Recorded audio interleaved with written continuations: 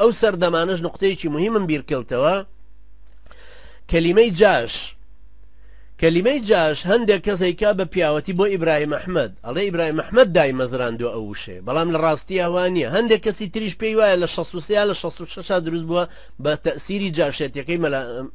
تەسیری جاشێتیەکەی جەلال تاڵەبانی دروست بووە بەڵام ئەمە ژوانیە چونکە بەرزانی وەختێک کە خەڵکێک ناوەنێ جاش پۆلیس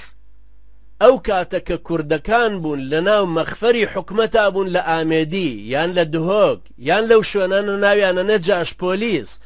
دوایی کە ماجد مستەفاش دێ بۆ لای ئەڵێ ئەگەر تۆ بێت و ئەم قسانە بە ئەمانەتەوە نەقلی نەکەی خزمەتی کورد نەکەی تۆش ناوەنین جاش وەزیر